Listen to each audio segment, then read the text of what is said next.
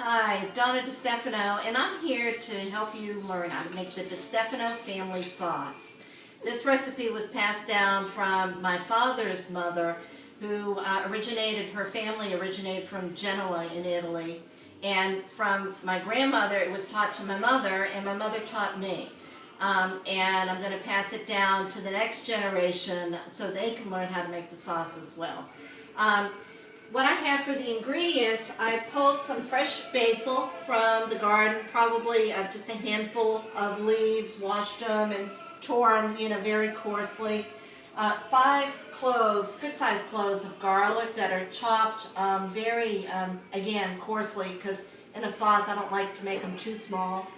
2 sweet onions that are sliced in a rough chop.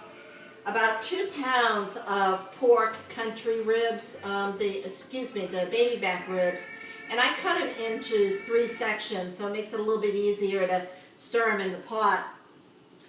The tomatoes, I like the Cento San Marzano tomatoes. They're whole, the plum-sized tomatoes, and I don't care for the ends of the tomatoes. I call them tomato butts, and so as I'm squeezing them, I'm taking the stem end of the tomato off because they're kind of fibrous-y and they never break down. So 3 cans of those, a package of mushrooms that I sauteed in a little bit of butter, some white wine, a little bit of dill, garlic, and salt and pepper. And I've sauteed those before I actually put them in the sauce because it adds kind of that layer of flavor rather than just dumping the mushrooms in the sauce and letting them cook. I also have a double can of tomato paste that I'm going to put in towards the very end. Salt and pepper, and I like to use like Italian seasoning to season the sauce. So I put some olive oil, and I just did a light drizzle, a light coating on the bottom. Put some olive oil in the pan. I like to use Filippo Berrio because I think it has a good flavor. And this pan is hot, so I'm going to go ahead and grab the ribs and put them in.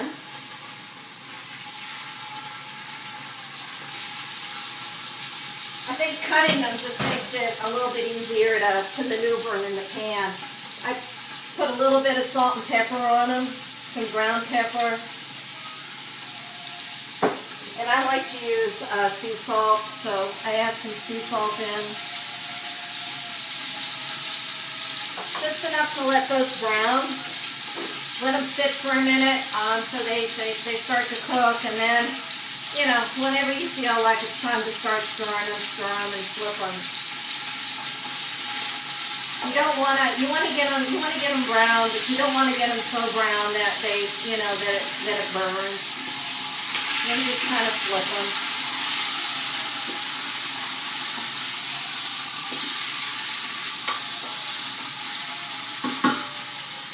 Then I'm going to add the onion. Throw the onion in. And the burner is on high right now. I haven't turned it down yet. And add the garlic.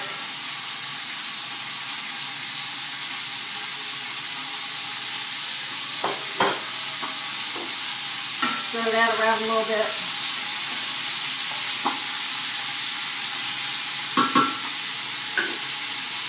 Let some onion.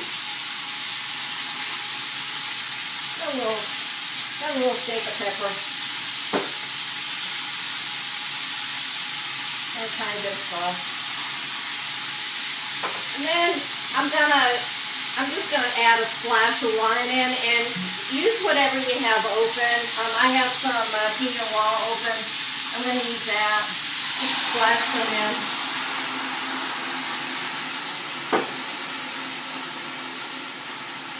That just kind of creates a nice depth to the flavor of the sauce. Also, it makes it turn a pretty color purple.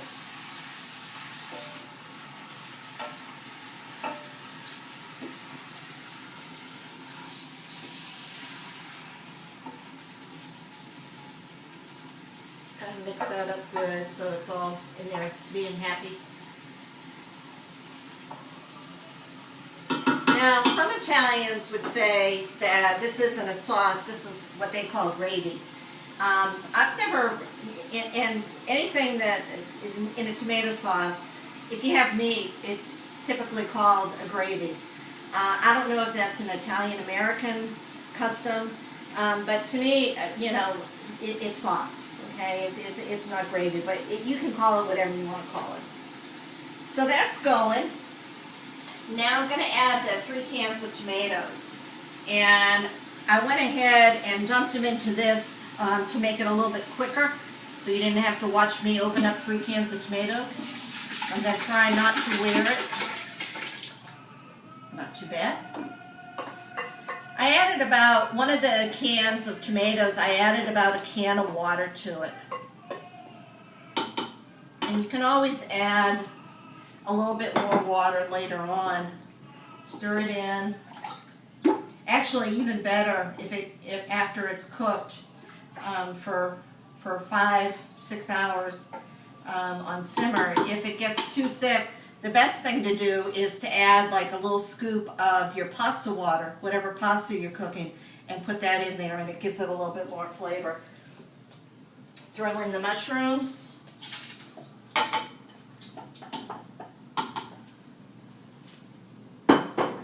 And the basil.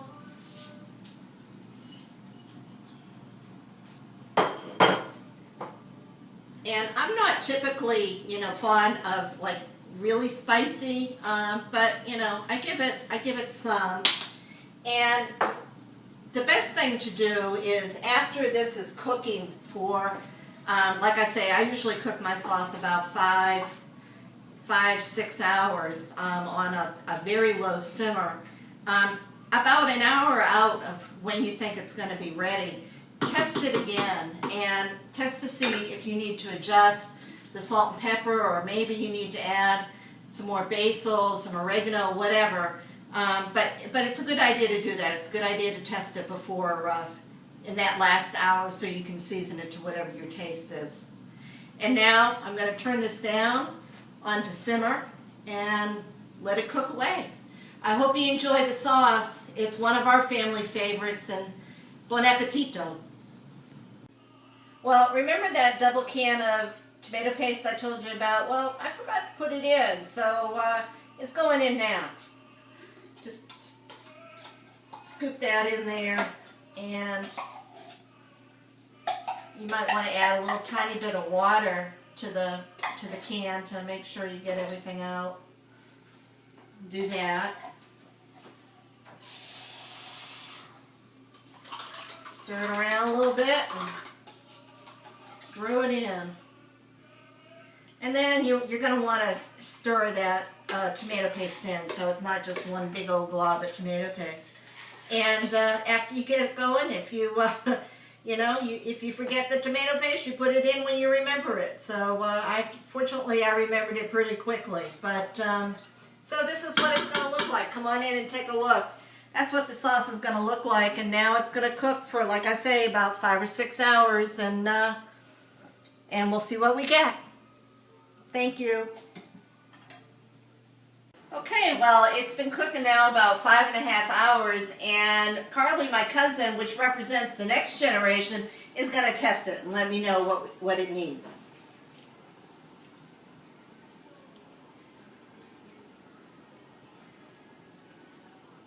No, it tastes really good. Okay. I don't think it needs anything. Okay, well, we'll go with that.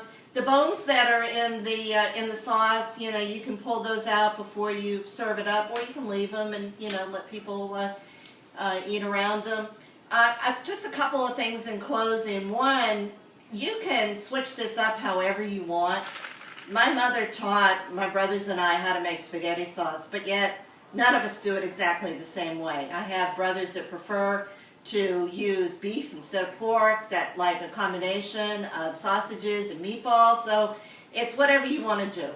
This one just had pork because that's kind of what I prefer.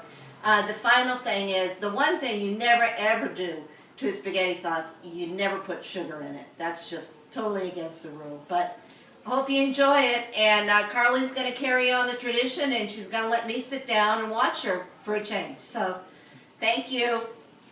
Toast. Cheers.